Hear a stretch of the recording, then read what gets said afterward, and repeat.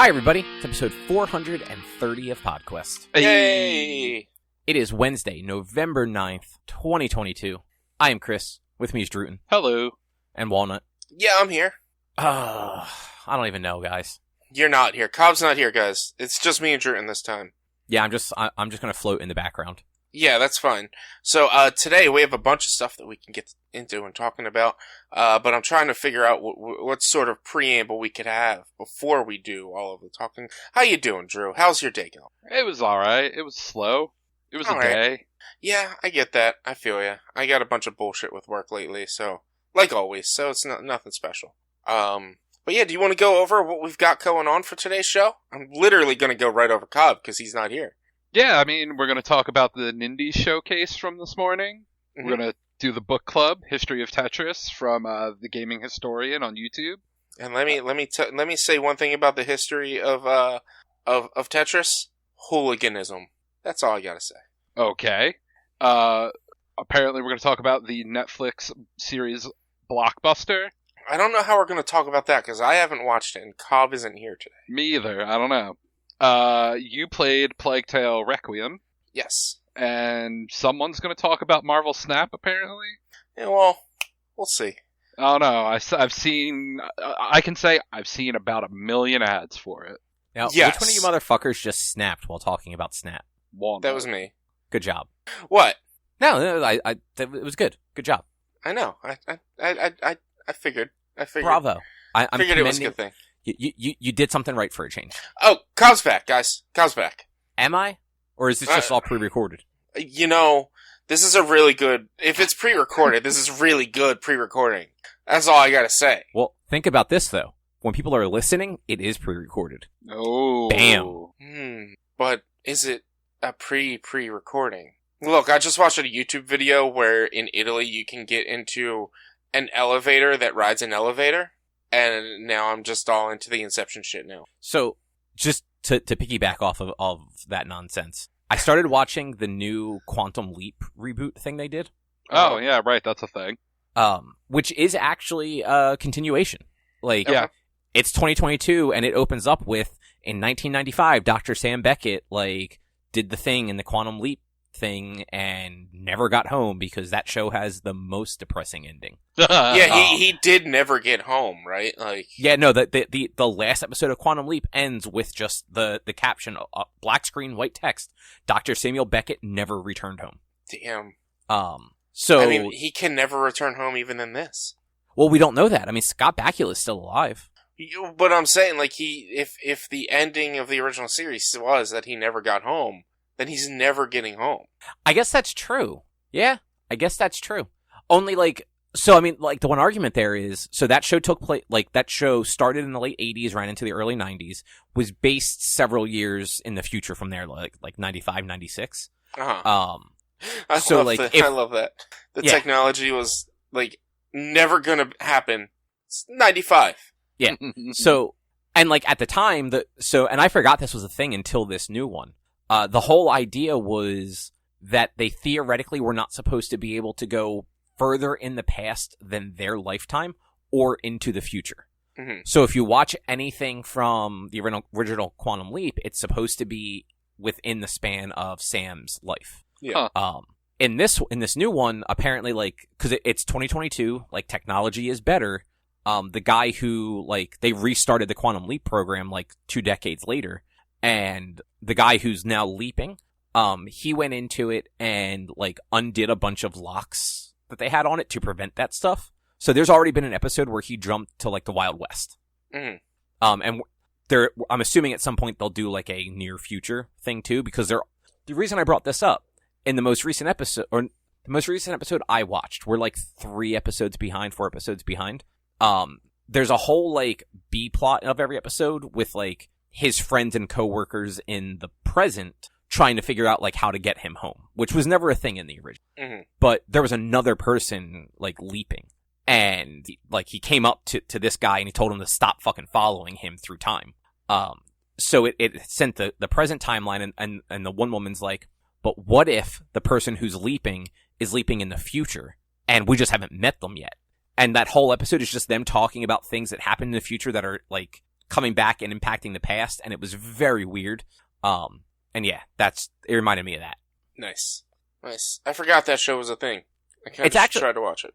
It's actually pretty good. Like, I have a fondness for the original Quantum Leap. I have not seen it in many, many years. But, like, you know, they're definitely, like, they're using stuff from the original show in a lot of ways, like, Al, the guy that played Al, Dean Stockman, I think was the actor. He died, like, last year or the year before. So, like they reference that. Like, at one point they go to speak to his wife, who was always referenced in the show. And there was actually an episode that, like, involved her.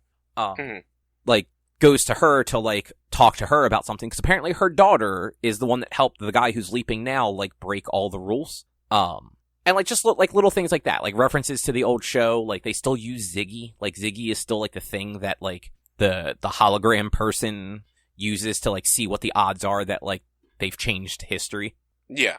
Like, it's cool. That actually, so I just remembered the episode that we just watched that had all that, like, well, like, what if this is in the future, but they're in the past and we haven't met them yet stuff. The leap was actually the San Francisco earthquake that happened during the 89 World Series. Mm-hmm. So I just thought that was interesting because we just finished a World Series. Mm-hmm. Yeah, we did. Which is its own bag of disappointment. Yep. I mean, I'll be 100% honest. I wasn't expecting them to win just because of how much hype was behind it. Not only that, like, I didn't think they were going to win. I'm just glad they didn't get swept. Every other team the Astros played in the playoffs, they swept. The Phillies beat them twice. Yeah. So, you know, good for them.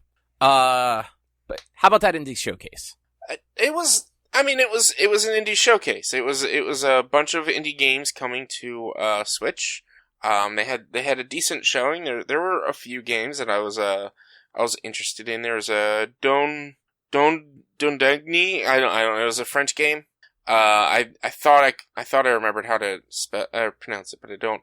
Mostly because, like, it was weird. Like, the background is like this wild watercolor art style, and, like, the character is like an actual, like, kind of rendered character. It was weird. I don't really know. It felt a little uncomfortable to watch this character moving around in that art background. I remember what you're talking about. Like, I was kind of busy while watching it, so, like, I paid attention to some, but other games I sort of, like, checked out of if they didn't grab me right away. Mm-hmm. And then there was one game called Oni. Wait, I think the PS2 game? No, ONI. It's like Oni. The PS2 game? The path to be the most powerful Oni or something. I can't remember what the subtitle was. But all I wrote to that is he's just a little guy. Like, I loved him, the main character for this. He's just a little guy, and I kind of want it. So it wasn't an anime girl? No, he's just a little guy. And then there was one game that I was just, like, kind of taken aback by. It was Pepper Grinder. Oh, that game looks so fun, though. Literally puzzles taken out of Ori and the Blind Forest, or Ori and the Will of the Wisps. It also looks exactly like Celeste. Yeah, like, there was, you get an ability in Ori and the Will of the Wisps to travel through the dirt. And literally there were puzzles where you had to go through the dirt and grapple onto a hook to swing around to go through the next level. Like, I was just the whole time like, I feel like I've seen this in Ori. Like, this exact sequence in Ori. And I was just I was a little taken aback by that. I mean, there's also Dig Dug and Mr. Driller. Yeah. Yeah, but, like, I gameplay wise is more so, like, the digging through dirt, whatever. It's, like, the actual, like, I looked at it, and there was one scene that I was just like, I feel like that was in Ori. Like, that exact frame was something in Ori. This whole thing also looks, like, even stylistically, it looks very much like Celeste. Yeah. It's just, rather than it being, all aerial stuff, it is more about, like, finding your way through the environments with, like, your drill called Grinder.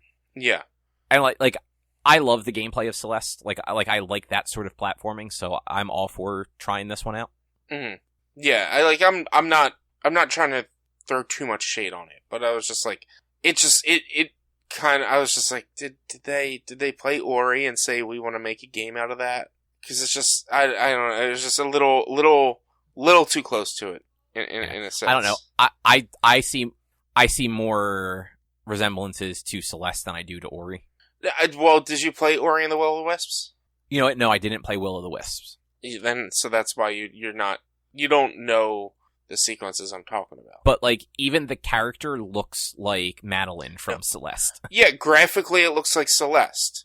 Gameplay-wise, it felt like Ori. Well, you never played Celeste either, though, right? No, but I've seen it played. It's No, a platformer. but, like, it's a platformer, but, like, going through the dirt like they are in this and collecting, like, the diamonds or whatever they're supposed to be, the jewels, like, that's exactly things that you do in Celeste as well. It's just, it's not dirt. It's like this gelatinous cube. But it's incredibly similar. So, like, it definitely has DNA from both of them. Yeah. Yeah, I mean, it definitely looks like it takes inspiration from a lot of stuff, because it also has, like, side-scrolling shooter level. True. Yeah. Like, so, I don't know, it looks pretty cool. Yeah. Like, I will 100% try it out. I will not play it because I just don't get in the roguelikes, but I thought that Have a Nice Death actually looked really cool. Yeah, I've seen it places. I've seen it on Steam. I've never, like, actually played it or watched somebody play it, but, like, that trailer, I was like, oh, this does look interesting. I might check it out. Yeah, I keep trying roguelikes, and you know what? If it comes to Game Pass, I will 100% play it for at least a little while. But, like, I try roguelikes, and, like, sometimes I spend money on them, and then I play them once, I'm like, oh yeah, I don't like this. Yeah. And then it's a waste of money. Yeah. Rogue Legacy is coming to Switch, which, I mean, there's really no shocker there that was going to happen. And you're getting the upgraded version, which is pretty sweet. If you don't already have Rogue Legacy, I think right now it's still currently just on PC. I don't think it's available anywhere else. Did Rogue Legacy 2 come on consoles yet? I thought it did. But if you're interested in Rogue Legacy 2, it is on Switch already. Like, it's now on Switch. It released today. But it's Cobb, you said it's there's a sale for it as well on Switch? No, I'm sorry. I thought you meant it was on sale. No, there's a sale for Rogue Legacy 2. I misunderstood what you meant. No, they announced that it was on sale today on Switch. Like, it was on the store to purchase. Yeah, it's 20% off right now, so it's $20 on Steam. Okay. So how about, which one of you is gonna buy the South Indian cooking game? You know, that's another one where I was like, this is a neat concept, but, like, the art was just a little, I don't know, like, I was just like a little like, this is a neat concept, but I'm just not 100% sold on the art. Which one is that? Venba, Venba. Yeah. Like, it actually looks like it could be neat, but also, like Richie said, the art style is just a little... I mostly just worry that it's going to be very similar to, say, like, Donut County, where, like, it's not going to be a full price game. It's probably going to be $15, $20. But, like, if I paid $15 or $20 for Donut County, I'd say I want my money back. I'm afraid it might have that sort of similar situation. Like, it might just be a quick, like, 2-3 hour game where you do what they tell you to do, and it's more of a story than it is a game. It's an interactive story more so than anything else. But, like, I don't know, the art of the character art is cool. It's the art of, like, the food and the actual gameplay that really turned me away from it. Which is fair. And it, like, yeah, something, I don't like that weird sort of, like, paper 2D art style a ton. Like, where, like, their body parts all seem to move kind of independently in a weird way. Like South Park. I can't think of a better way to describe it. I did think that, the Goodbye World, the game development struggle game actually looks like it could be neat. Like, it's like I think it was supposed to be like an RPG, but, oh no, I'm sorry, it's a puzzle platformer. Yeah. Oh, no, I'm right. So it's like part RPG, and then you're trying to make a puzzle platformer for, like, an old handheld game. Mm-hmm. So, yeah, I thought that one looked like it could be interesting, potentially. Yeah. And then there's, Sports Story also. Like, I never played Golf Story, but I always heard it was really good. Yeah, that's a game I always kind of meant to play. Mm-hmm. Yeah, now, like, Sports Story is now coming. And then, Drew, WrestleQuest. coming out May 2023. You know, I think I might have emails about that game. That name sounds familiar. Yeah, I don't know why, but it's definitely familiar sounding. Oh, I did not realize Inscription was December 1st. Well, I mean, it's another one of those games that's already out for like everything else. I thought it was only on Steam. Is it on console already? I believe it might be on PlayStation 5. I've watched a streamer who only streams on PS5 play it before, so I believe it's probably on PlayStation. Oh yeah, it just came out on PS4 and PS5 and all. Yeah. So it originally launched on Steam in October of last year. Mm-hmm. And then PS4, PS5 was the end of August. It was August 30th, and then Switch is December 1st. Yeah. So it's like, I mean, it's like these Nindies are cool for people who only have a Switch to get to see the games that are coming out, but it's also like, for me, it's a cool like exposure to indie games that I probably would never see otherwise. It's also good for people that don't want to play at a computer and don't have a Steam Deck. Yeah. Like, most of these games I would not want to play like on the TV or sitting at a fucking computer like a nerd. But like would be perfectly fun on a handheld. Yeah, and like a lot of these games, like I said, like if I were to get Rogue Legacy, I'm glad that it's on the Switch, because honestly, that is a handheld game. That is a game that you play. Like, yes, you could play it on the TV, but like it's a game that I would want to play if I were going on vacation or going on a trip, because it's something you can pick up and put down easily. You can play for a few minutes. And then... It did not come out as long ago as I thought. What? Rogue Legacy 2. Yeah, it literally came out like a few months ago. It was April. For some reason, I thought it came out last year. Yeah. No, it's pretty damn new. And then, what about Once Upon a Jester? What are your thoughts on that? That, I'm not surprised. It is weird. It is like, it is very like paper art kind of, Oh yeah, you have to do improv theater shows in order to move forward and become like the court jester of the king or so. I don't know. It is the weirdest thing. I definitely tuned this one out. I just found it on the list. I'm totally sending it to the streamer OG Weirdbeard, because that is definitely in his wheelhouse. So, Rich, did any of these pique your interest in like a you want to stream it sort of way? No. I mean, what was it? Sports Quest or whatever it was, kind of. Rogue Legacy has been something I've been wanting to get, but like not really Sports Story, not Sports Quest, Sports Story. But none of these really like none of these I looked at and was like, I need to get this to play it on stream.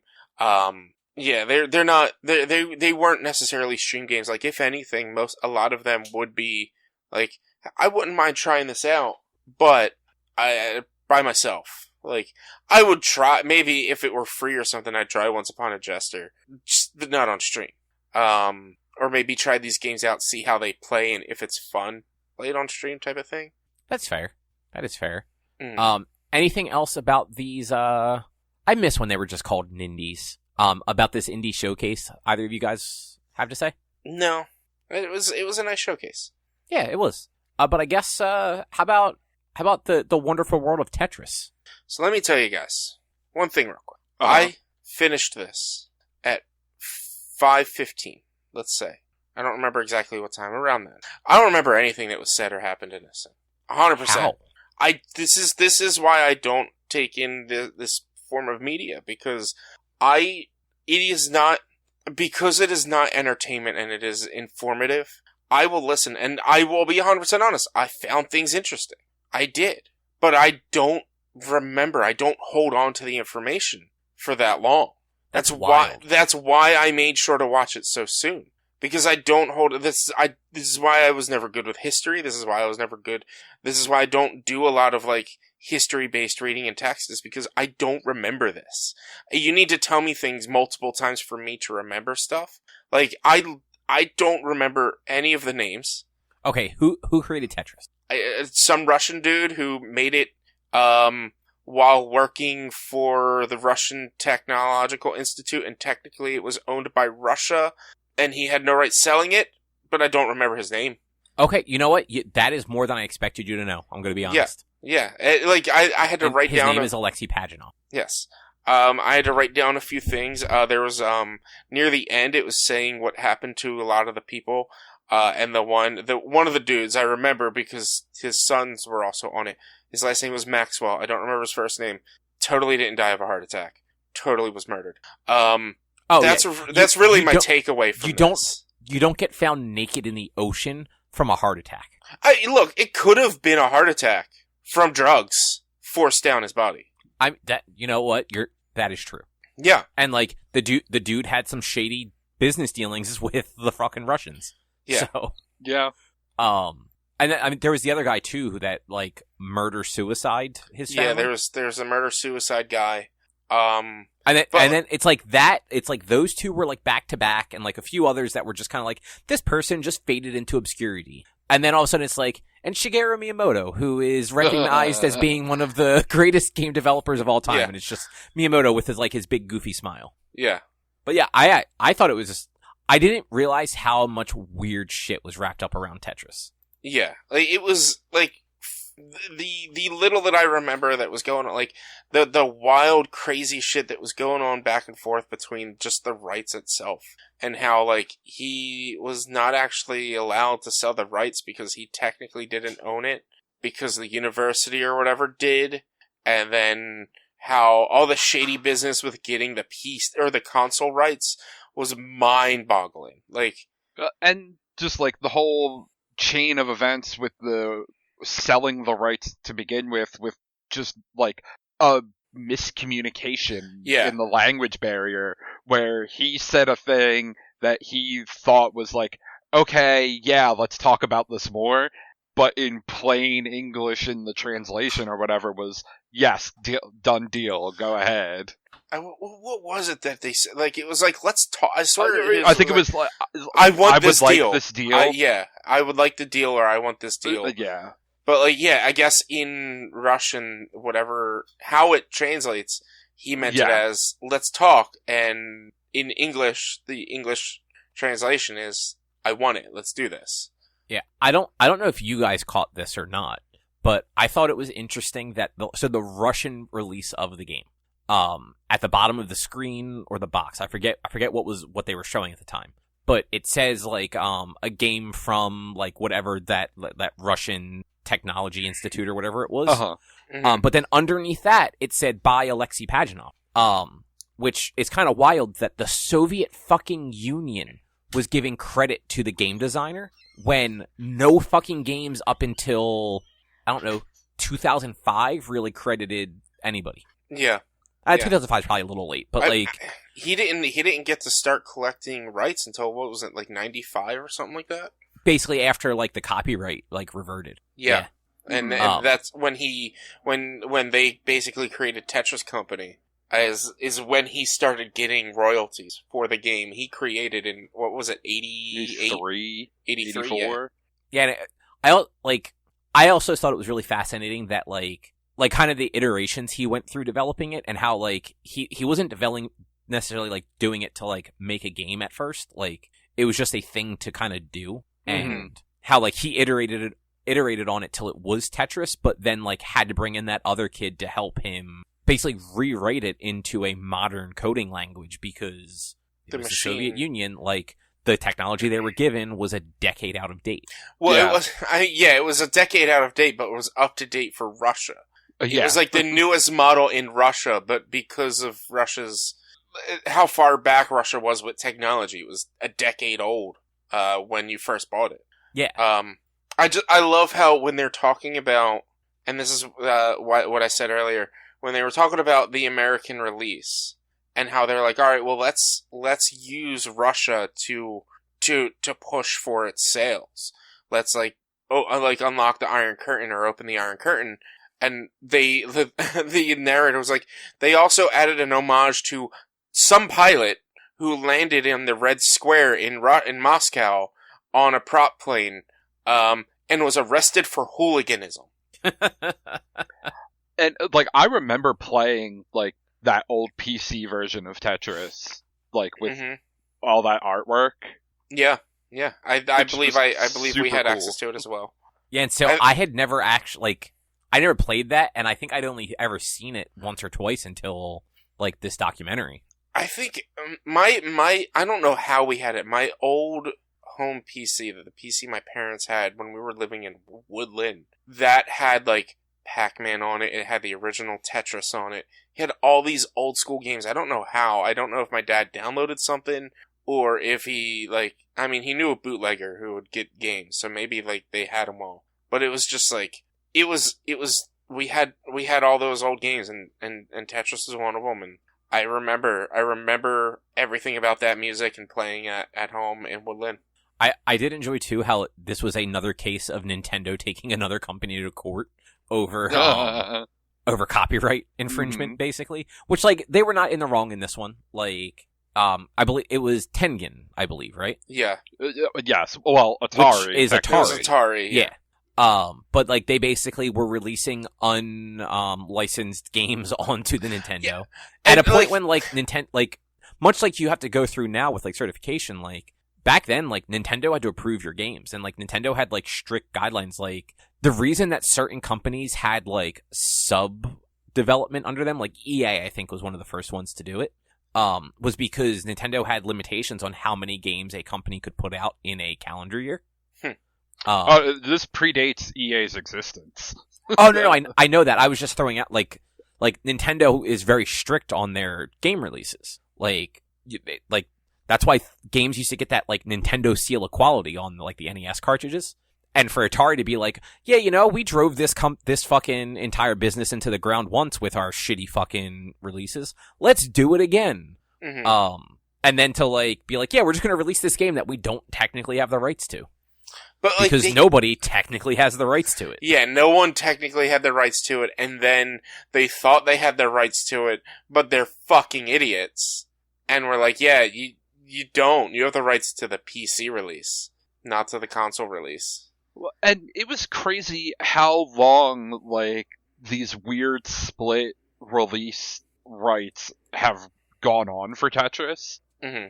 Because, like, there was a point where, even recently, like, cell phone Tetris was, like, EA, but console Tetris was Ubisoft, and then whoever has, like, Puyo Puyo had rights. I forget if that's, like, Konami or whatever, like... Because I think it's all owned by the Tetris company now, right? And they just, they basically just license out who can do what? Yeah. Yeah. Tetris is fully owned by Tetris now. But I mean, like, who's putting it out on what platform still, even, like, has been weird. True. And it turns out, it was just always weird for fucking Tetris. Yeah. I mean, it's Russia. It's always weird. True. Oh, wow. So I missed this while we were, while watching it. I didn't realize Alexei actually owns a portion of the Tetris company. He owns probably about 50% of it or something like that. Or he might have sold his, but like him and somebody else bought 50%, and then the other guy who was originally the publisher in Russia purchased or started it with the other 50%. And then he sold his 50% to the Tetris company for like $15 million, I think it said. So the Tetris company 100% owns itself, but Alexei is part owner of that. Yeah, I missed that. Like, I knew that he had started finally collecting royalties in like the early mid-90s, but I did not realize that he actually still owned a portion of it today. Yeah. Just because again, like, it was a Russian thing and that shit was weird, and when he immigrated to the US, I just assumed like any rights for that would have just been gone. So it's actually kind of cool that like he somehow managed to get them back. Well, yeah, he managed to get them back by buying them, unfortunately. Like, he bought the rights because he was able to regain control of Tetris itself and Tetris company. But again, like, the fact that he was able to do that, it's like, Tetris has never not been a crazy popular game. Like, it's definitely, like, there's definitely been, like, peaks and valleys for it, but, like, it's still one of those games where I imagine other companies would have paid money for it also. And had the Soviet Union not collapsed shortly before that, I doubt that Russia would have ever given up its, like, grasp on it. Oh, yeah. Absolutely. Because, like, even if it costs them money, that's just how the Soviet Union was. They were just going to keep it. Mm-hmm. It's like, this is ours, we made it, fuck everybody. Yeah. But yeah, Rich, like history more, man. Look, I thought it was interesting. I thought it was fascinating, but it's not that I don't like, I'm not I'm not gonna hold on to it. I'm not, like, it took a lot for me to remember a lot of what I did. That I'm not gonna remember a lot of what I read, or a lot of what I watch, which is why I don't get into the history of stuff that often, because, like, get more into the history of stuff, and then you'll like it more. It's not entertaining to me. That is how I find movies. like I find it interesting, but it does sometimes feel like homework. Like, it's one of the main reasons why I just don't really read that often, is because, like, my level of being able to hold on to information that I read is low. And so, like, I don't want to read something that's meant to be informative, because I'm not going to really hold on to it. I'll read something that's made for entertainment, because I won't mind reading it again because it's entertaining. But if it's meant to be informative, it's also going to be boring. Which is, like, I like both. I really enjoy non-fictionalized, like, things like documentaries and, like, non-fiction books and stuff. Mm-hmm. Like, I find that stuff fascinating, because you're getting a view into something that you otherwise did not know about. Yeah, like, I don't mind I'll watch a documentary here or there. I don't mind it. Like, but, like, the things I'll take out of it aren't necessarily going to be everything that everyone else takes out of it.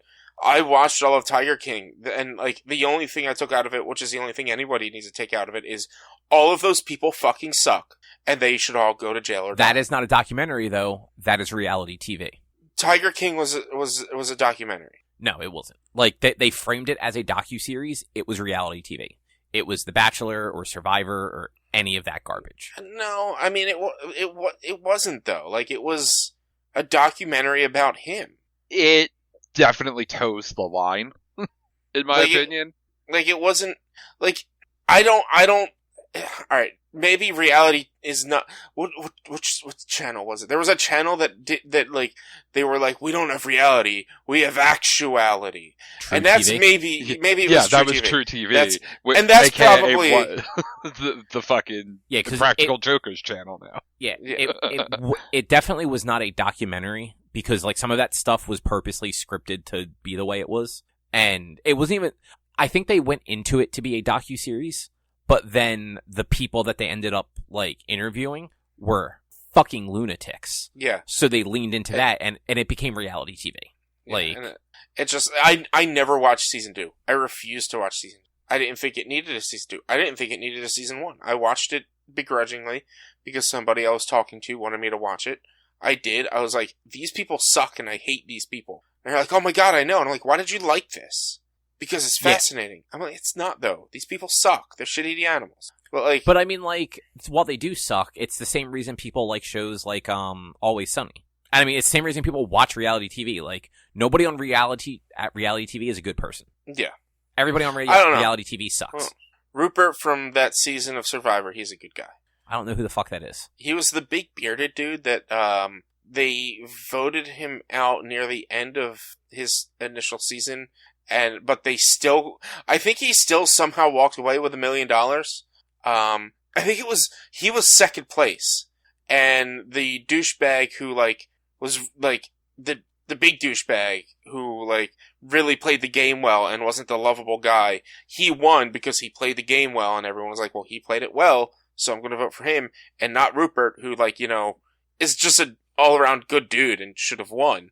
But I think he still won some money he went to either the All-Stars or something else. He did end up winning money at the end of it, just not the full pot. You know, like, just Survivor related. If you're going to do that show, you either want to win or you want to be the first person voted off. Because if you're the first person voted off, you get, like, a 2-month, like, all paid, like, all inclusive, like, vacation at, like, a beach resort. Yeah, because so if I don't know if you guys have ever seen this, but, like, when people get voted off of Survivor, they're not allowed to go home. So they go to a resort and they basically, like, they don't get access to, like, internet or, like, their phones, but they have anything else they want while they're there. Because it's one of those, like, they can't go home and then people can figure out, like, when people were voted out, basically. But also at the same time, like, the only people that are going to know that you got voted out are your fucking family. Because that show is not recorded weekly. You know that.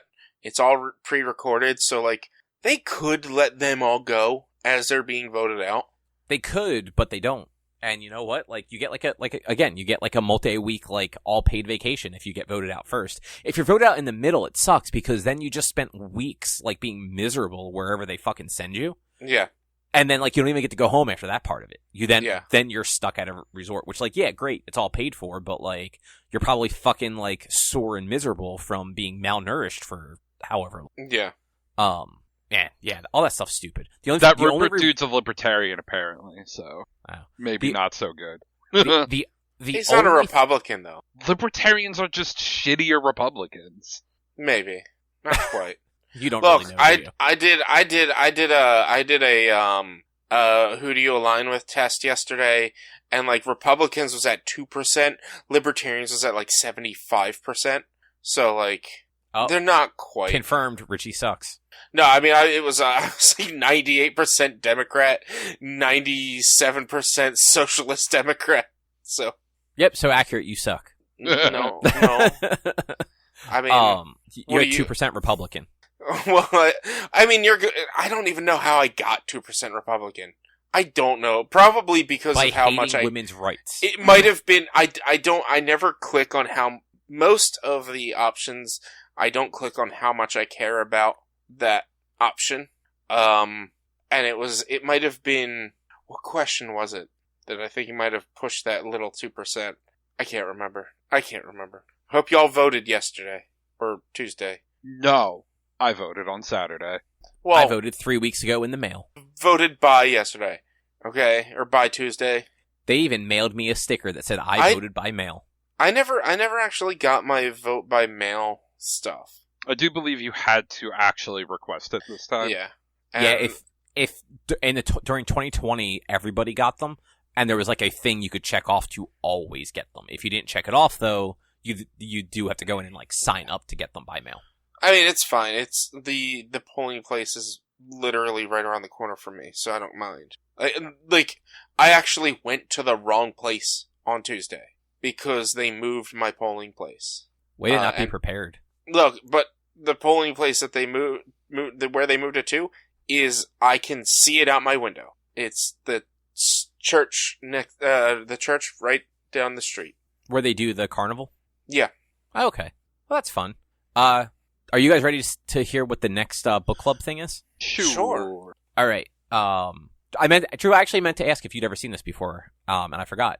We're gonna watch The Young Frankenstein, the Mel Brooks classic. I have not. It's on HBO. Okay.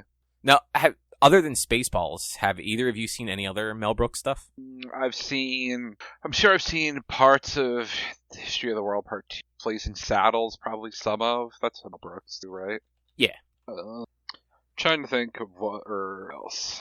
I'm trying to go through. I mean, I used to watch a bunch of Get Smart back in the day. He was in that. Oh, he was in Get Smart, wasn't he? Yeah, he was Maxwell Smart. Wait, no shit. Was he really? Yeah. 99, yeah. I did not realize that. I just remember seeing that he was on it. I didn't know he was actually, like, the guy. Oh, wait, no, sorry. Okay. That was Don Adams. When? Or did he just maybe produce he's not that? in it. He was in something. Like, no, he was in a series. It wasn't Get Smart.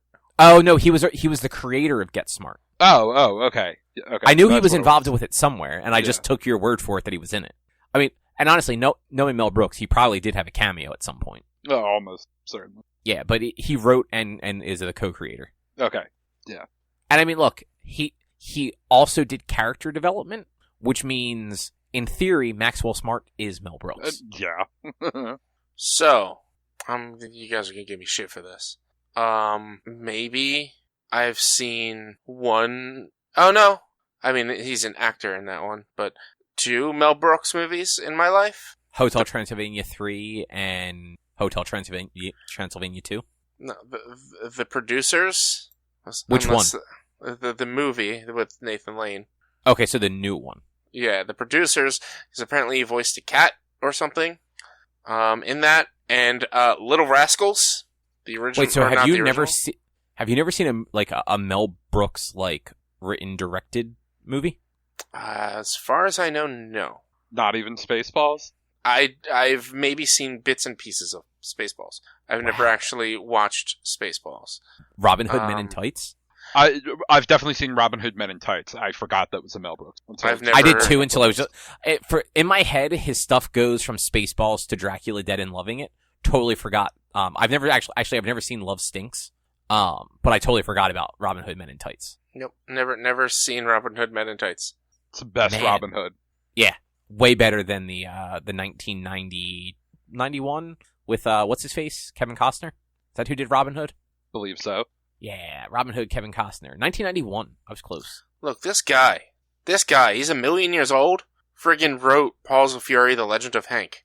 Like, it's a movie came out this year. Friggin', yeah, he's a million years old, and he's still writing, still acting. He is also going to be writing, directing, and producing.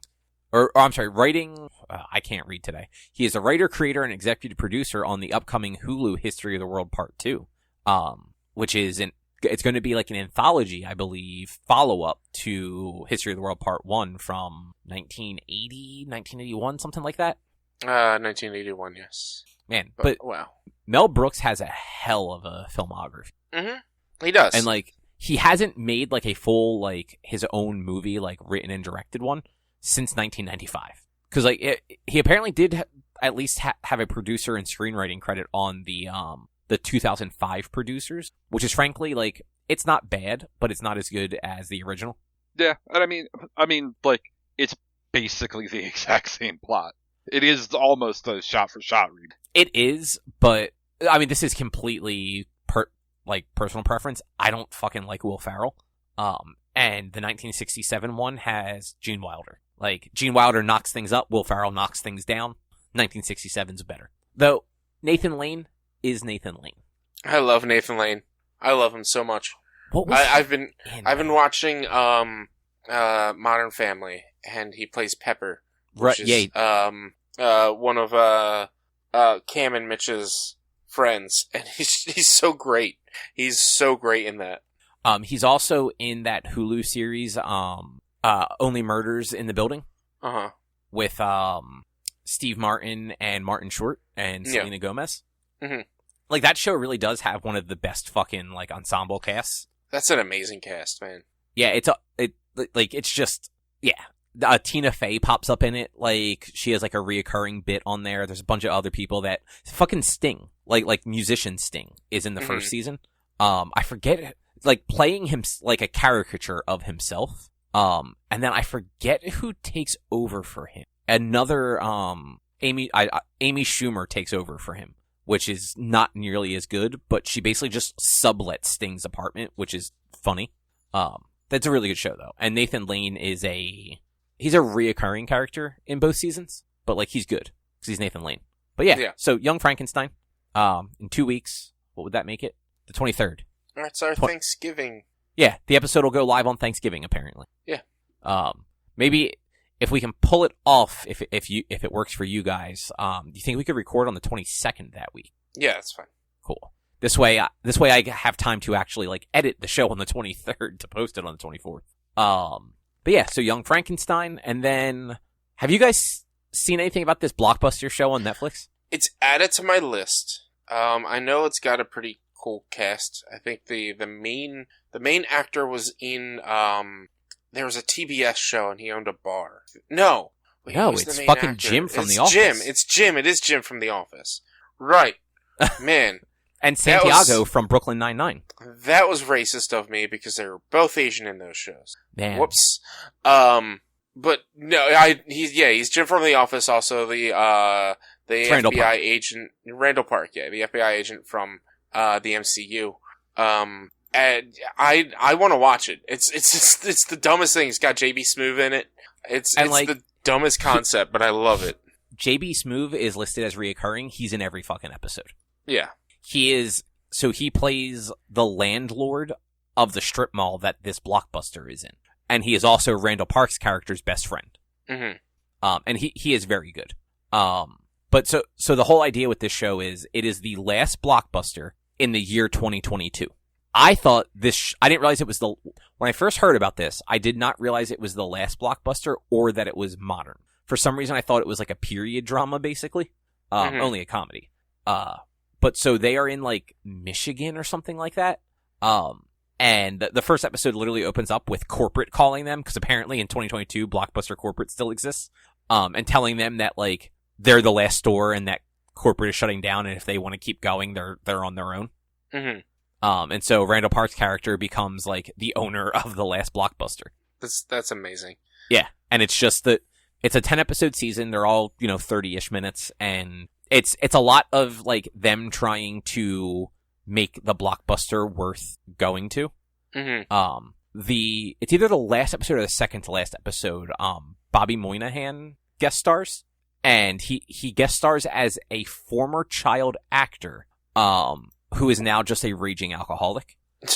And he's basically brought in to be like a celebrity meet and greet like you do at like a convention, mm-hmm. to try and get people to come into the Blockbuster. Yeah. And it just ends with him getting into a fist fight after like losing it to the crowd. It's great. Yeah. But other than that, the show itself isn't the best. It has like really good moments, like the stuff with Bobby Moynihan, and like it has a fantastic cast. And the premise, like the setup for it, should be better. But like some of the episodes just kind of drag a little bit, and like nothing really happens, and they just kind of keep using the same beats in a lot of like the middle episodes. Because it is, while it's episodic to an extent, it does have just like that overarching plot line of like, this business is failing because nobody fucking buys DVDs anymore. Mm-hmm. Like, I don't know if you guys have realized, red boxes are, like, gone in the area. I haven't really realized, but, like, I never really paid attention to them to begin with. You know what? I only happened to notice because I went to that shop right in Brooklyn for the first time in forever. And as I was leaving, their, like, vestibule was empty. And usually it was, like, mostly taken up by the fucking red box machines. Yeah. And then when I went to Wegmans, like, this past weekend for, like, normal grocery shopping, as I was walking in, I'm just like, oh yeah, there's no fucking red box here. So I looked it up, and I think there were 3 in, like, a 15-mile radius of my house. It's, like, 1 in Gloucester, 1 in Camden, and I think there's still 1 at the Audubon Walmart. Mm-hmm. So, like, whereas, like, before there were, like, 20 in the area. Like, you could go to basically any fucking, drugstore, and they'd have at least 1 of them outside. Yeah, but, like, with both all of the streaming services and on demand, you don't need that shit anymore. Unless exactly. It's like, people would use it for games probably more so than actual movies. Yeah, I mean, you're honestly not wrong. Like, I definitely went to a Redbox a few times and rented a game just to, like, try it out. Mm-hmm. But yeah, like, overall, I think for a 10-episode, like, comedy series, it's like a solid 6. Like, if you're going to, like, rate it, like, 1 out of 10. Yeah. Which means Netflix isn't going to bring it back. Oh, yeah, no, absolutely not. Like, the cast is what saves it. Like, the cast is good enough that it makes some of the less funny bits just a little bit better than they would have been otherwise. Mm-hmm. But yeah, like, it's fine. I laughed at certain bits, and other parts were just kind of like, I forget which episode it was, but at one point, like, there's one of the other stores in the strip mall, the owner has, like, 2 grandsons that are just 2 little fucking shits. And they're pulling pranks, but like their pranks are like, they're like just mean-spirited pranks. And like somewhat dangerous in some cases too. And whereas like you kind of expect it to be like something to happen to them at the end. Like they never kind of get like their comeuppance. They just get sent to boarding school. Mm-hmm. Which like, that's its own thing, but like it would have been like, not like physical damage to them, but it would have been funny if like the setup at the end of the thing was like, one of the quieter, like, unsuspecting characters from, like, this blockbuster just, like, set up this elaborate, like, thing where it ended up, like, dumping a bunch of, like syrup on them or something like that and, like, sticking them with a bunch of feathers. You know, like, doesn't hurt them, just makes them have to go take showers and embarrasses them. Mm-hmm. But instead it's like, no, like, they basically off-screen get in trouble for something that they didn't do and then get sent to boarding school. Nice. Yeah. Which, like, good, but also, like, that's not what I wanted to see. I wanted to see these, like, 13, 14-year-old children get publicly embarrassed and ridiculed for their behavior. Yeah, I wanted to see these little shits actually get in trouble. Exactly. Randall Park's delightful, though. That guy He can just go be in everything. I love him. He's got a show. It's on Peacock, so I'm never going to be able to watch it. It's True Stories with Ed and Randall. It's him and Ed Helms talking to people and hearing true stories about their lives that are the most ridiculous stories in the world. And it's like, it is legit true stories. Like, it's probably one of the Conan podcasts. I think maybe either Ed or Randall were on Conan, and they were talking about it. And it was just like, they're like, yeah, it's the most ridiculous stories that you think are scripted. It's not. These are real. That's, yeah. If only Peacock didn't suck. Yeah, if only. And it's not even if only it didn't suck. I just don't want any more streaming services. Yeah, like, I don't want to pay for anything else either, and like Peacock and Paramount Plus both just have very shitty interfaces. Mm-hmm. And like, they don't work all that well on my television either. And yeah. I need to contact my parents because they gave me their Apple TV logins a while back and I never used it. So you need it again so you can watch Ted Lasso? I need it again so I can watch Ted Lasso and Mythic Quest. Not just Ted Lasso. And what was the other one? The one with Aquaman. Like I or Sight or See or something. It has something to do with vision because like in their world everyone is blind and then like a child with sight is born or something like that. Yeah. It was weird. It did seem interesting. Honestly, like I've only watched Ted Lasso because I had that like 6 months free or whatever. Mm-hmm. And managed to not use it for anything but that one show. But a lot of their stuff actually does look like it's super high quality. Yeah. I also want to watch Severance. That looks fantastic. That's the one with Ben Scott? Adam Scott? Adam Scott, created by Ben Stiller. There you go. I got his real name and his Parks and Rec name confused. So, I thought that one looked interesting too. And there's like a Tom Hanks show with him and a robot. I mean, I'll do anything with Tom Hanks. So yeah, sure. Why do you think Polar Express is my favorite Christmas movie? It's not because it's also an awesome movie. It's because it's got fucking Tom Hanks in it. That's it. It's the only Christmas movie with Tom Hanks. So, is it? As far as I know, unless Big is a Christmas movie, but I don't think it is. Yeah, I mean, I've never counted it as a Christmas movie. I've also never seen Big, but for some reason, I have a feeling that I know he is a toy maker, but I don't think for some reason, I have a feling it takes place. How have you never? Jesus Christ, man! I expect that sort of shit from Drew, not you. Look, I've never had it to watch, and I've never seen it on. Remember, most of my life was spent watching people play video games. Good news, it's on Hulu. We'll do it for book club at some point. It's your choice. But yeah, that Blockbuster show is definitely on the list of things I want to watch. I might actually watch Stranger Things this weekend. Yeah, catch up on I'd say the Blockbuster show is good, like, also on content. Like, if you're doing something else and, like, you're only kind of, like you want a show on that you like to watch, but, like, you're also going to be, like, playing something on the Switch or something like that. Like, something, like, that doesn't need your full focus. Mm-hmm. I think that's, like, the best way for this show, because if it is all you're paying attention to, like, you're going to get bored of it real fast. But, like, it's got just enough going for it that if you're slightly distracted, you might find it even funnier. Yeah. Quick side note, just related to streaming things, because we were talking about that. Have you guys noticed that there's no fucking easy way to watch anything on the Roku channel on a TV? I don't have Roku channel. Exactly. Like, you can download the app on your phone, but it does not have the option to cast it. At least mine doesn't. I don't know, because I have a Roku and a Roku, so... I have neither, and they claim there is an Android TV app, but there is not. This sounds like a you problem. Well, I want to watch that fucking Weird Al movie. Is Roku TV free? Yep. Yeah. Oh, shit. I might have to watch that. But, like, at this point, the only way I can fucking watch it is on my cell phone or on my computer, and both of those options suck. Though, I did see on Twitter, Weird Al endorsed pirating that movie if you don't have any other way to watch it. If you have no way to watch a movie on a free app, pirate this movie. Well, I mean, I don't know the status of that release in other regions. Yeah, true. I think that was kind of the question that, like, somebody had asked him on Twitter, was like, hey, when is it going to be available in this country? And he's like, we're working on it. But, there's, like, VPNs, and he put all caps, or a torrent of other options available if you know where to look. And it is free. Apparently, like, I think there's probably ads in it, if anything. That's fine. But it was getting very good reviews, and That trailer seemed fucking hilarious. Yeah, like, it's apparently wonderful, and they leaned into the fact that Dan Radcliffe is kind of ripped, so, yeah, like, I was tempted to just buy a Roku just so I could watch it on my TV. But Strange. then it's like, why the fuck would, what the fuck am I gonna do with a Roku? Can't you cast your phone? I mean, it would be ridiculous to do this, but you could just cast your entire phone screen onto the TV. There is a really weird video audio latency when you do that. I've done that for like non-streaming stuff before. I get that with when I'm connected to my car Bluetooth and I'm watching a TikTok or an Instagram or something. There is like a 1 or 2 second delay. Yeah. Like I've gotten if I'm sitting in the car waiting for something and watching like any video on any platform.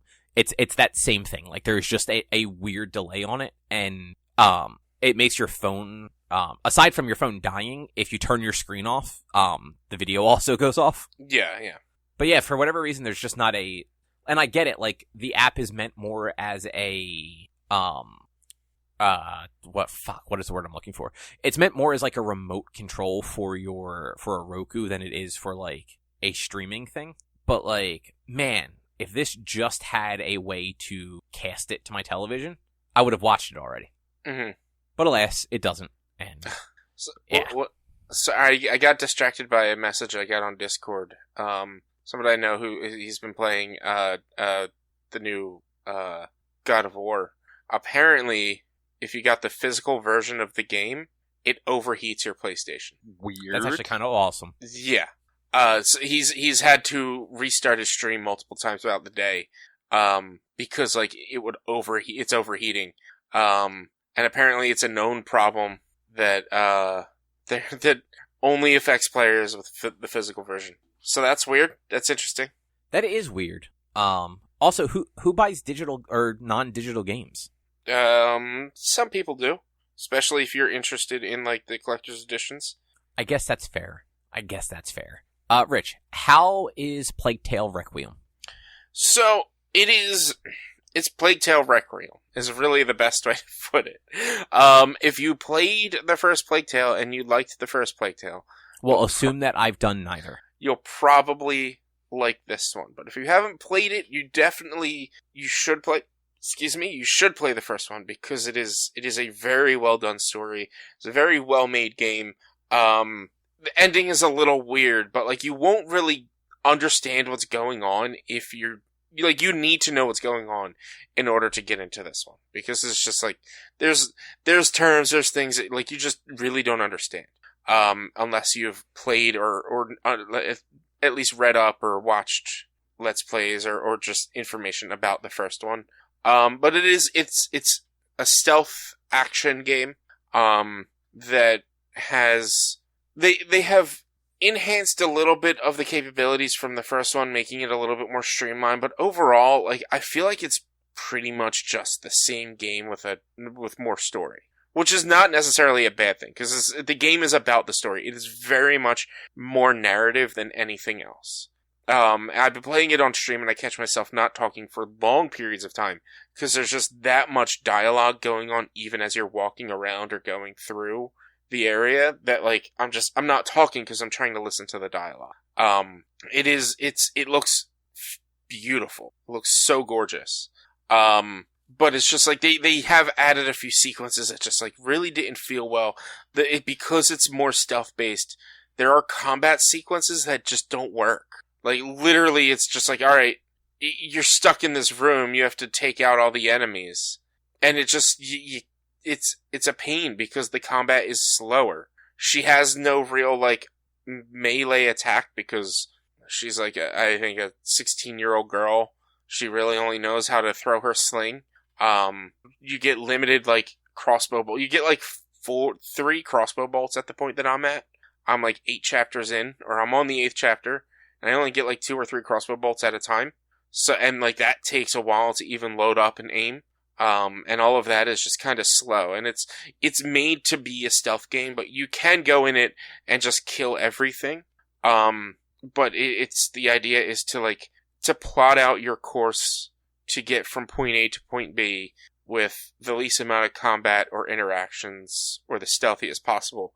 One thing they did in this one, which they didn't do in the first, was you get skills based on how you're playing the game. So if you're being more stealthy, you're going to unlock more stealth skills. If you're using a lot more of the alchemy and like mixing things and being smart about it and laying traps, basically, you're going to get more of that ability. Or if you're just outright killing everything, you're going to get more of that ability, and it'll make it so that like you can take more hits, or you can dodge more attacks or something like that. So it's really cool that they added that sort of like action points is what like I basically call them, or action skills. Okay. But it's Plague Tale too. And I when people say that, they sometimes say it in a negative manner. No, it's definitely positive, because the story itself is always the story of the first one was really cool. It got wild at the end, literally like mind controlling mice wild at the end. Weird. And then this one, it kind of continues from there, like where you ended in Plague Tale 1. You're like maybe a few days out from that, which I had thought it was like a few weeks or years. I thought they were much older. No, they're like just a few days older. And there's this whole mystery around what's going on with the little brother, and like how his what's called the macula, the disease, or the basically the ability for him to control the plague rats, like that's becoming stronger, which is also causing fucking waves and waves of rats. Like, there's no way there's that many rats that have ever lived in existence, ever, that are in this game. It is amazing how many rats are in this game. But, like, that's the whole, like, big thing. That's, like, in a sense, that's the, quote, zombie of the game. Yeah, I was gonna say, was the first game, like, literal, like, waves of rats? There were so many of them? Yeah, no, and it's the same in this one, too. It's like, it was a little bit more calm in the first one. Like, there were areas that are just covered in rats for sure, but there is a sequence in chapter 4 or 5 that the rats literally destroy a city. There's that many of them, they knock down a fucking castle. Oh, wow. Yeah. Jeez. Like, you're running from a literal wave of rats at one point. Like, it's just, they're flowing over each other, coming at you.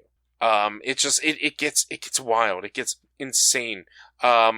Basically at the end of that scene, it kind of felt like the end of the plate being dropped in Final Fantasy VII Remake. Like, it was devastating, and you could see the destruction that these rats are causing. And it's just like, it's so weird. Like, there's no way this many rats have ever lived. Ever. Let alone at this point they're in Italy, I believe. I don't remember. I thought they were French. Yeah, that's why I thought this stuff took place too, and it's not. I thought their first. I mean, her name is Amicia, which I thought was French. It's Amicia and Hugo, but I guess it is more Italian. But they all have British accents, so I don't know. But the first one took place in, I can't remember the town. They mentioned it a few times, but I can't remember the town and city area that the first one took place in. But this one is definitely in Italy. Like, they've mentioned going to Rome. They mentioned Firenze, which was, I remember that from Assassin's Creed 2. So it's like, I know it's Italy. They're going a few miles off the coast of Italy at this point. So it's good. It's not too long. It's roughly about 17 chapters, and each chapter is about an hour, give or take. Like, wait, so you finished it already? I'm sorry if I missed that. No, I'm on chapter 8, so I still have about 10 chapters left. I should beat it by Monday. I'm not really too much in a rush to beat it, but I want to beat it before Pokemon. I want to beat it before next Thursday or next Friday. So it'll be, that is like next week, isn't it? Yeah, it'll be done before then. But it's just, I'm not in too much of a rush, because I purposely picked this game to play right now because I had nothing else to play between last Monday and next Friday. Yeah, wow. I did not realize how soon Pokemon was. I just bought God of War yesterday. Mm-hmm. I really want to get God of War, but like, I want that to be I want to dedicate a first playthrough on stream, because I just love doing first playthroughs on stream. and like getting that oh my god and like wow factor with people that I'm streaming with. Which that's fair. Mm-hmm. But yeah, it's. I like Plague Tale. I liked the first one. If you haven't played, it might have been free on PlayStation at one point. I know I bought it on PlayStation, but I think at one point it might have been free. Think it was recently at PS Plus. I know it was. It definitely was because I have it. It was on Game Pass up until literally maybe 2 weeks before this one, or about a month before this one came out. Because I mean that's perfect sales strategy right there. Have it free and available until the new one comes out, and then when people who haven't played the first one want the new one, they have to buy the first one. Literally, I don't blame them for taking it down right before the second one came out. But yeah, I really enjoy it. They're really good games. They have really good stories. I'm just trying to think.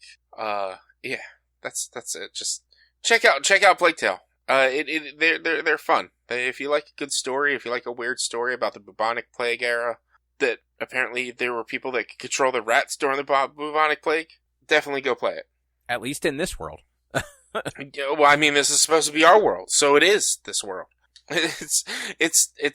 I'm trying. Was there anything dumb to mention? Now, there's one character that makes me think of Russell Crowe, so I just met him, and I just keep calling him Russell Crowe. I'm like, look at this Russell Crowe motherfucker. Bless you. Thank you. But yeah, I always thought the first one looked interesting and just never got around to it.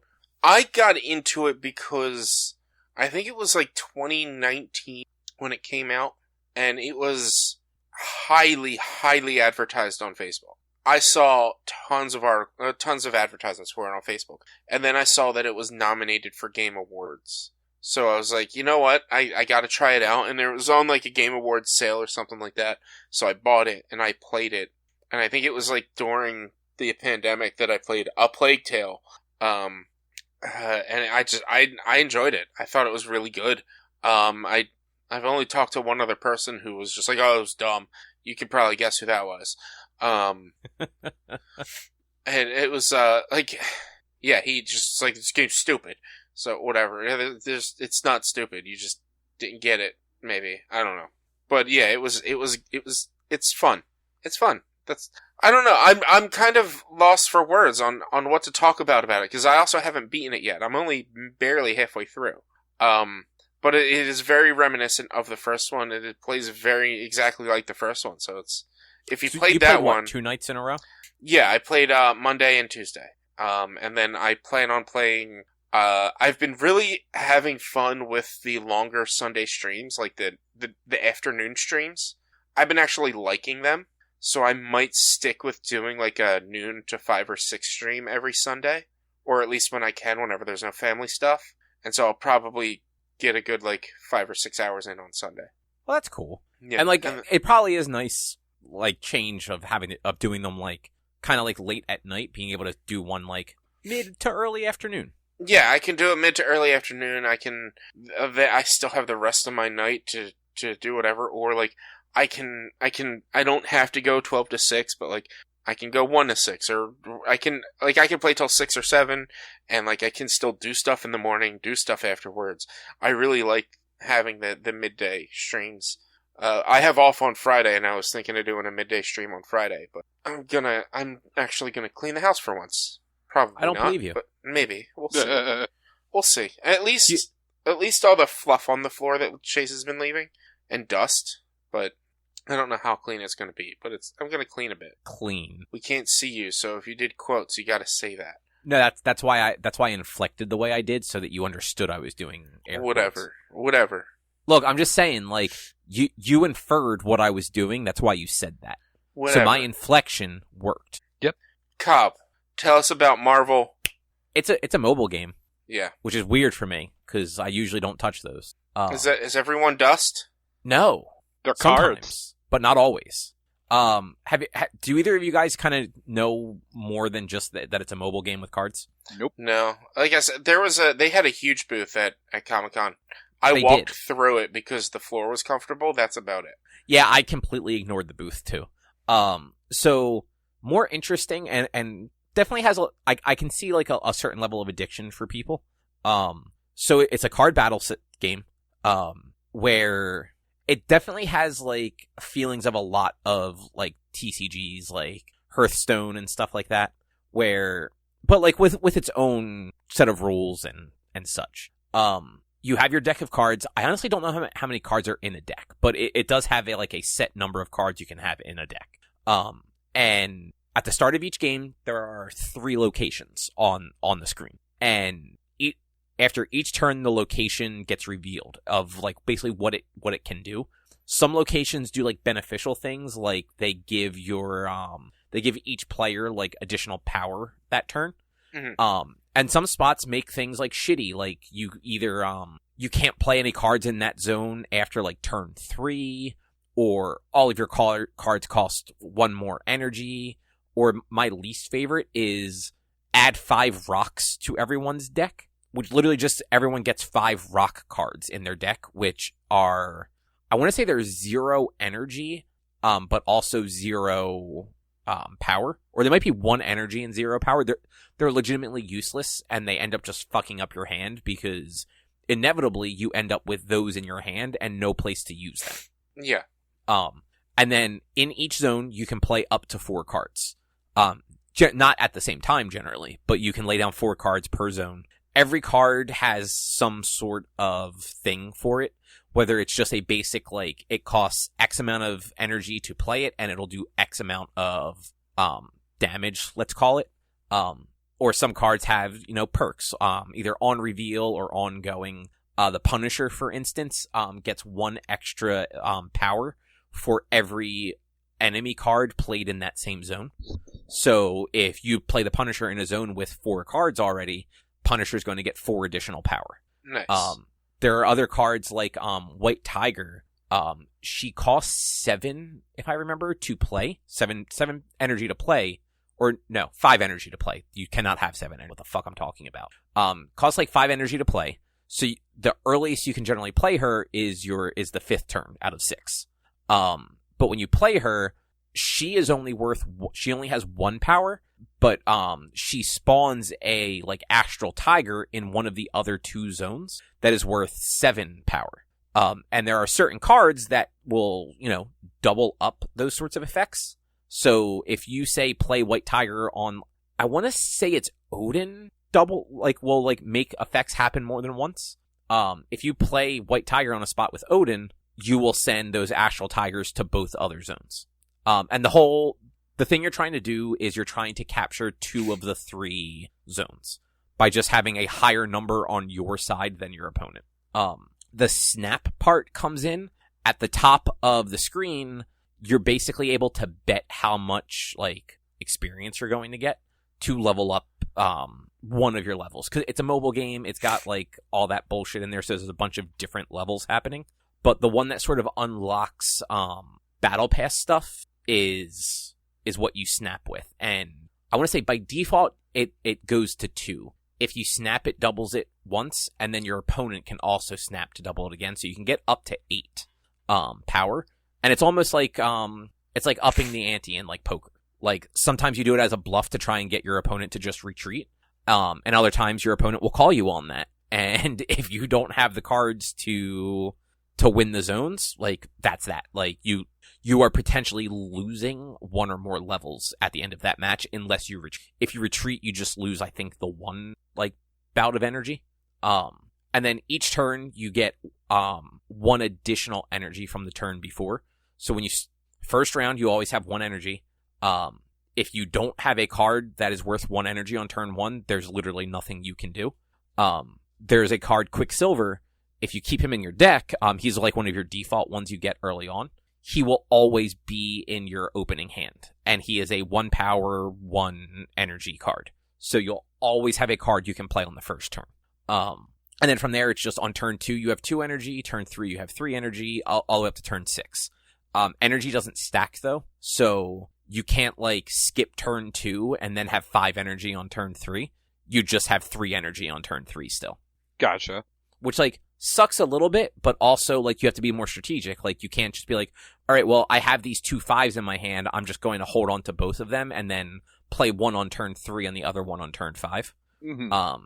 If you don't play a card on a turn, you're just kind of giving your opponent chances to lay more things out into the different zones. Yeah, I mean, that's unless you don't have a card that has, like, if you run out of energy, or say, like, turn 2 or turn 3, you have a card that has 2, but you don't have a card that has 1, then it's kind of like, well, shit, I can't use my 1, and that exactly, sucks. and, like, that sucks that you lose that one, but at least you had the 2 to throw down. So there is a gameplay element of, like, building a deck, like a balanced deck, and not overloading it with high power cards or high energy cards, because then your hand's going to be full of things like the Hulk, which costs 6.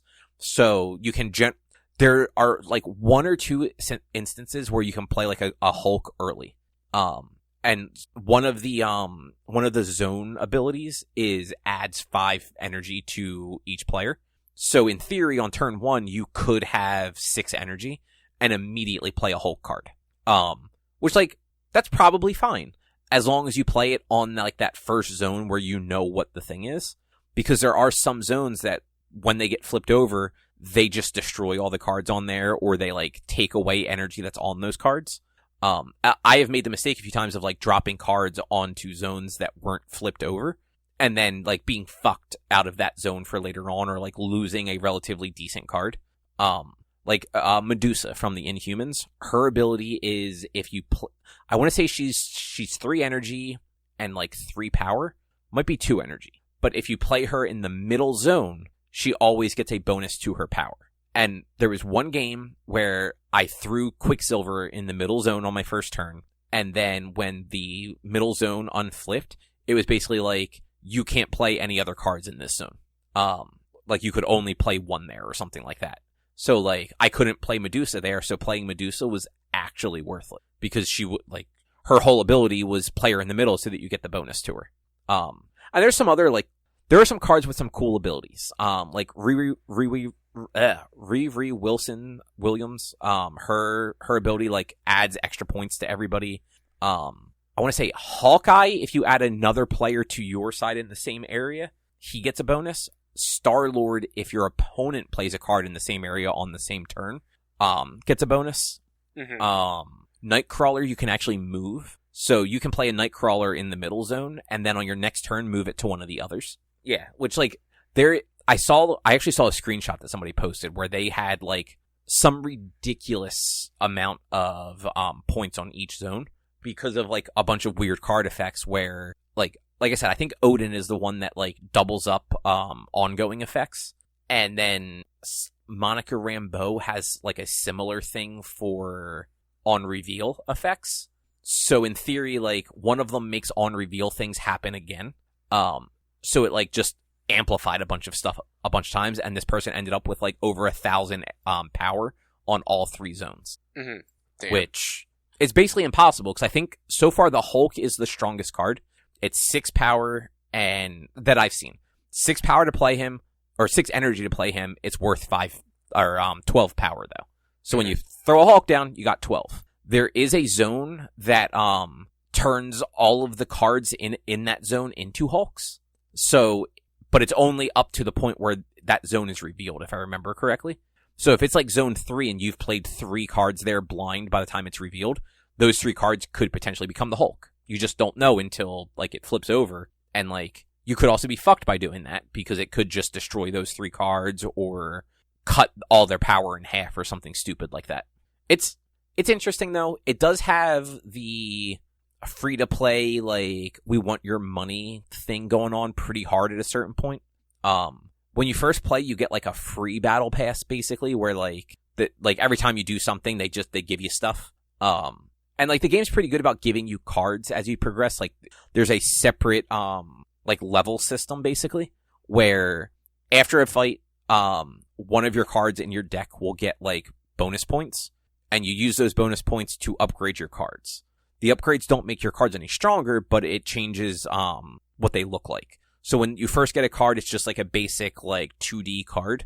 And then, like, the first level has it break out of the frame. So, like, the character and whatever's going on comes off the frame of the card. Then it becomes, like, holographic, where you can turn your phone and it looks, like, cool in 3D. And, like, it does, like, stuff like that going up. But every time you do that, you get points in this separate, like, tier tree. And every so many points, you unlock a new card. Mm-hmm. And it looks like they're all, like, the cards are the same as you go along. Like, everybody gets the same cards from what I've seen.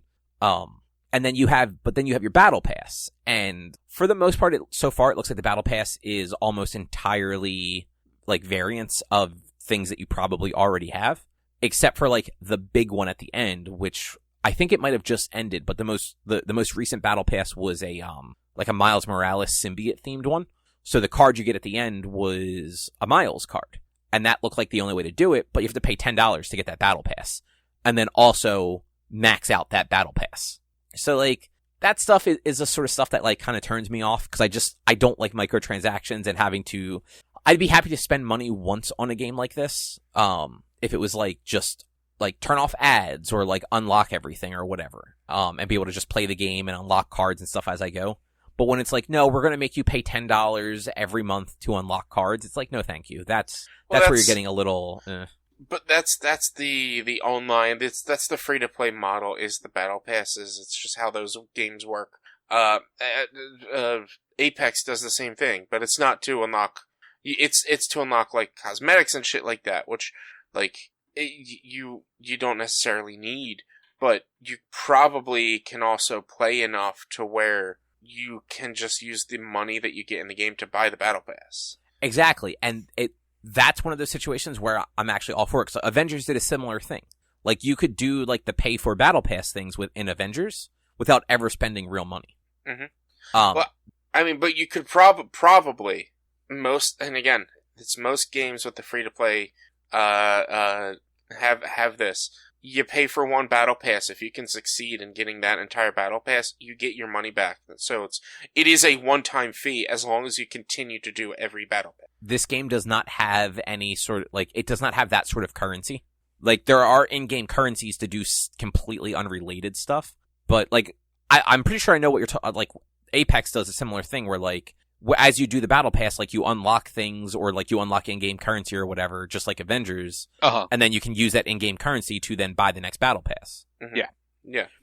This game does not appear to have that. Like, I looked around, you can accumulate gold through doing things, but that gold seems to be used for other microtransactions.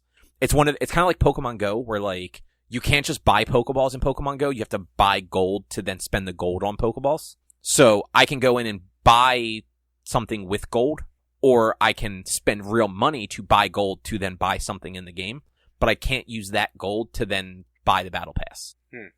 If that were the case, if it was like, if it did have, like, the in-game currency where you could buy it once, and as long as you keep doing it, you could keep unlocking battle passes, that wouldn't be so bad. But this being a mobile game is less, it's less user-friendly than that. Yeah, they should. Because mobile games are very, like, they make all their money through microtransactions. Yep.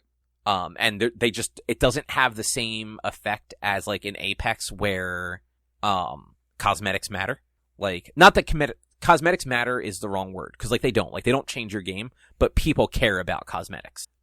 In this, it's not so much, because, like, all you're really getting are variants to certain cards.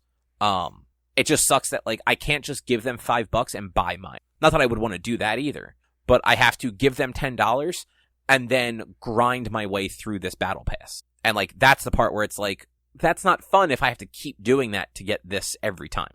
Like, if I have to keep giving you $10 to unlock this one card. Yeah, I mean, I get that. I do. Like, I've never bought an Apex Battle Pass because I know I'm not going to play enough to complete the Battle Pass to be able to get the next Battle Pass. And it's like, for me, I'm like, I'm not gonna pay to not be able to complete something. I've also never bought a character, and there are characters I want to try. And I'm just like, man, I don't really want to pay you every time a new character comes out. I kind of just want the character. You should play Overwatch. No. Nah. No, like, legit, Overwatch, guess what? You can't just get characters anymore. Oh, did they get rid of that in Overwatch too? You have to, you have to play, you have to unlock the character. If you had Overwatch 1, you have all the characters. Well, all the characters plus the first one they added to Overwatch 2.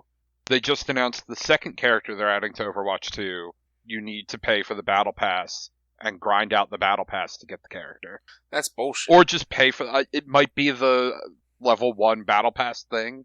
I don't know. But in either case, you have to get the battle pass to get the new character. Yeah, that does suck. Because that was what was great about Overwatch. But it went free to play too, I think, right? Yeah. Yes, yeah, Overwatch 2 is free. Yeah, it's like that's their way around. Like Overwatch 1 was a $60 game, so you get all the characters for free. Overwatch 1 eventually did become free to play, though. No, never mind. It didn't actually. You're right. No, it wasn't free to play. I thought by the end it did become free to play, but no, it was it was because because you don't have to buy or re-download anything if you had Overwatch 1 to play Overwatch 2, because they just merged Overwatch 1 into Overwatch 2. So if you had already paid for it, you had it. But if you didn't already have Overwatch 1, you would have to install Overwatch 2 or something. I don't know. It's the way they did it is weird, entirely weird. But also fuck Overwatch. Well, not really fuck Overwatch. Fuck Activision Blizzard. Yeah, I mean that is actually valid. Yeah. But yeah, if you're looking for just like a kind of an idle game, like not an idle game like a idle game, but something you can idly play while like you're watching TV or stuck in a Zoom call. It does not take a whole lot of time to go through a round. It's like 5 minutes at most, unless your opponent is really bad. Because they have there's a timer per turn, so like you can't just spend forever staring at it. And it's only 6 turns in overall, so it's fairly quick. There's only so many combinations you can make when you only have 3 to 5 power in the first 5 turns. You want to hear something wild? Sure. There's just under 4,000 people watching people play this on Twitch. I believe that. But it's dominated. One person, 1.6 thousand views. The next person, just under 700 viewers. So it's because one dude who's super big has almost half the viewership of this game. If he weren't playing it, it wouldn't have that many, but still. And it is one of those things where if you don't care about the whole battle pass and you're good with just whatever cards they give you, it's not hard to win, because it really is luck of the draw. And it doesn't seem like, at least in that first battle pass, the Miles card doesn't do something so crazy that the people that do pay and get it are instant win. And it seems to do a good job of matchmaking you with people that are at a similar level. So you're not going to go up against somebody that has some ridiculous cards that you haven't reached yet. Which is nice. I think I've lost 2 or 3 times. I think I'm around level 40 as far as card unlocks go, 40 or 50. I think I'm level 20-ish from your core level thing that you get for winning. And most of the times I've lost have just been unfortunate zone things, or when the zone gives me 5 rocks in my hand and I literally get nothing but those in my hand to play. Mm-hmm. And it's unfortunate, there's just nothing you can do with them and you can't get rid of them quick enough. So you're just you're stuck with them, and it fucks everything. But it's otherwise, it's very quick to get through a round. Nice. Yeah. And yeah, that is all I have to say about Marvel Snap. Nice.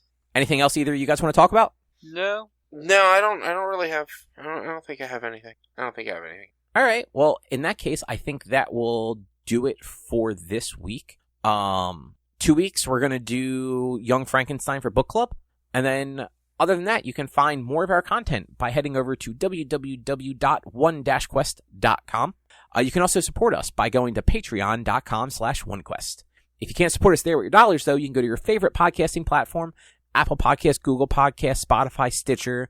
Rate us, review us, subscribe to us. It all helps more than you realize. You can also find us on social media, facebook.com/onequestonline, or at @one_quest on Instagram and Twitter. Our YouTube channel is youtube.com/onequestvideo, and you can always send us emails to social@one-quest.com. And then, Rich, what's your streaming schedule look like? Back to Monday, Tuesday, Thursday, and Sundays. The rest of this week, Thursday will be Monster Hunter, Sunday will be Plague Tale, and I'll probably be playing Plague Tale as well on Monday and Tuesday of next week, Monster Hunter on Thursday next week, and if I can get around to it, probably won't be able to until Saturday of next week. Pokemon. We'll probably do a bonus stream on Saturday and Sunday next week for some Pokemon. I don't know if I'm going to be able to stream it on Friday, because I believe we're recording Brose next week. So, oops, I shouldn't have said we could record that day. Damn it. Way to fuck up, man. Just Monday, Tuesday, Thursday, Sunday, back to my normal schedule. Twitch.tv/B_walnuts. If you put those push notifications on, you'll always get notified when I go live. All right, and with that, we will be back next week with something else to talk about. Thanks for listening. Bye. Bye. See yous.